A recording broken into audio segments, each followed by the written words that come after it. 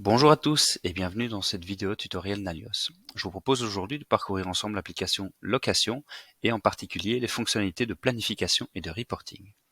Pour cela, vous pouvez cliquer sur l'application Location.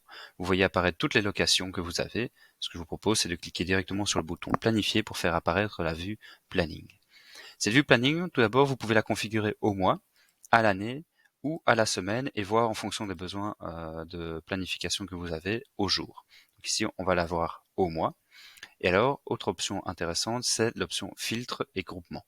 Donc l'option filtre, par défaut, on voit que les commandes confirmées sont affichées, c'est-à-dire qu'ils n'affichent pas les devis. Ce qu'on peut faire, c'est pour tout faire apparaître, c'est retirer ce filtre, ou alors bien sûr ici sélectionner commande confirmée et devis pour avoir une vue complète. Deuxième option qui est également intéressante, ce sont les groupements.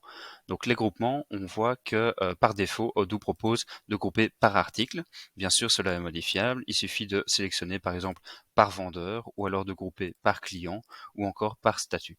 À savoir également qu'on peut combiner plusieurs groupes, c'est-à-dire qu'on peut par exemple grouper par statut et puis par article, ou voire même par statut et puis par client, sachant que l'ordre dans lequel on fait les groupes est important. Donc on voit ici que le premier groupe, ce sont les statuts et ensuite viennent les clients. Si je groupe d'abord par client et puis par statut, je vais avoir l'inverse, c'est-à-dire que je vais d'abord grouper par client et puis viendront ensuite dans un deuxième temps les statuts. En plus de cela, on peut bien sûr grouper également par, cacher certains groupes. Donc ici, par exemple, j'ai d'abord groupé par statut et puis par client.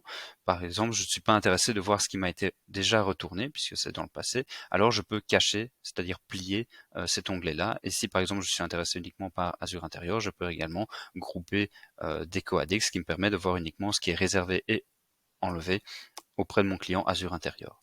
Ces groupes-là, facilement, je peux tous les plier ou alors tous les déplier grâce aux deux boutons qui se situent ici.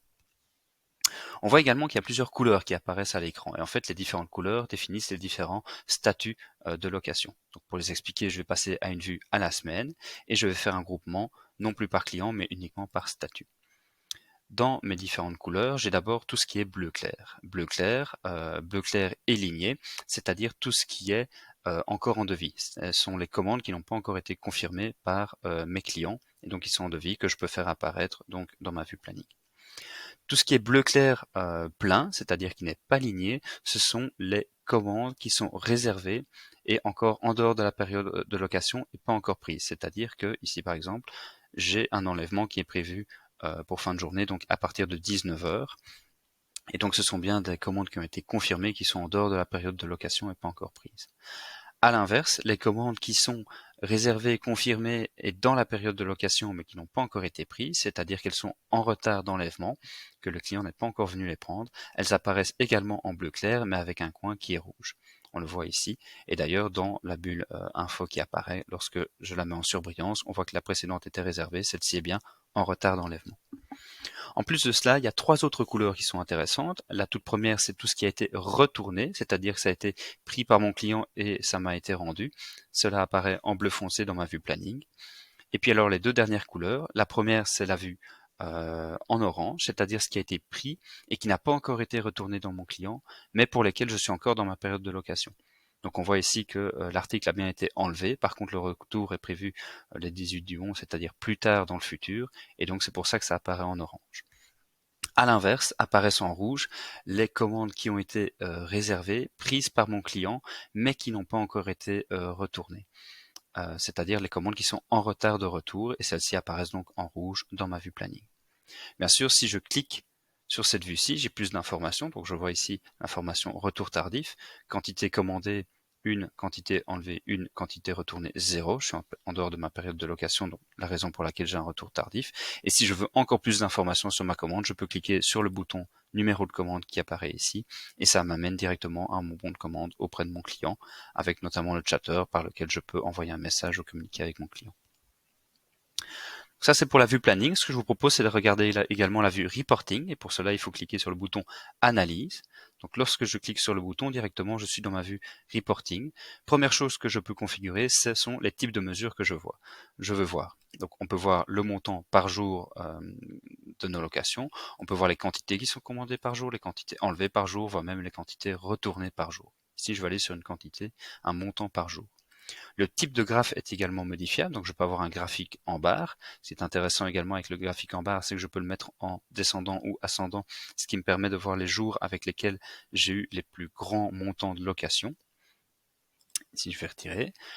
Je peux avoir également un graphique qui est en courbe. Avec le graphique en courbe, je peux avoir l'aspect cumulatif, ce qui me permet de voir le montant total qui a été rapporté par mes locations jusqu'à aujourd'hui et se distribuer dans le temps. Ou dernière vue qui est possible, c'est le diagramme circulaire qui me permet de voir donc la proportion de mes différentes locations par jour, avec ce qui est intéressant également, le pourcentage que ces différents jours représentent sur mon montant de location global. En plus de cela, donc, on peut toujours ajouter les différents filtres comme on l'a vu précédemment. Et ce qui est intéressant également, c'est qu'on peut changer le groupement. Donc à nouveau, par vendeur, par article, par état, etc.